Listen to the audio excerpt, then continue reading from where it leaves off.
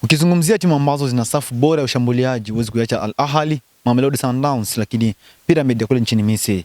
Lakini ukizungumzia timu ambazo zina safu ya ulinzi bora huwezi kuacha kutaja Young Africans ambayo tumeangalia safu yake ya ulinzi yote ilikuwa pale mchuano ya AFCON na ilikuwa inacheza isipokuwa beki namba 2 tu.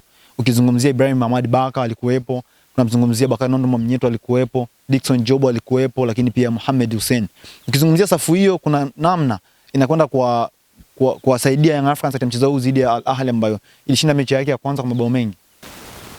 Kwanza kwenye mchezo huu Dar es Salaam Young Africans wanaingia kama mtu wa pili kiwanjani. Sitarajii kama Dar es Salaam Young Africans watakwenda kufunguka zaidi mapema wakati mchezo umeanza. Watatulia chini kusubiri kuzuia mashambulizi na kwenda kushambulia kwa kushtukiza kwa sababu wapo ugenini. Kama walivyocheza kwenye mchezo uliopita dhidi ya JS Kabylie. Walikuwa na mpango mzuri sana. Walikuwa wakipata mipira, wakipoka kwenye eneo la katikati.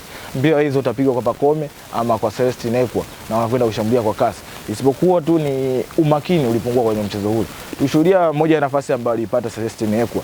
Watu wakiwa wameshasimama kwenye viti na kuona kwamba ni nafasi ambayo angeweza kuikonvert kwa bao, lakini alikwenda kupiga shuti ambalo lilikuwa halina nguvu na kuweza kupoteza nafasi ile.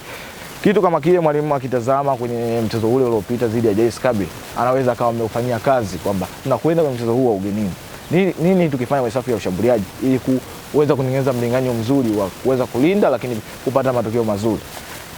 Young Africans kwa sasa wameongeza baadhi ya wachezaji kadhaa. Hasa katika eneo la kiungo na mtu kama Mohamed Damaro Kamara ambaye ni kiungo ambaye ana uwezo wa kuichezesha timu vizuri kutokea chini.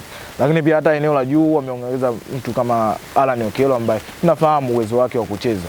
Ameshaonyesha katika mchezo wa kwanza tu kwamba yeye ni mchezaji wa namna gani. Anatumia mguu wa kushoto, anaweza kucheza maeneo yote mawili. Upande wa kulia na kushoto anaweza akacheza na akakupa kitu kile kile.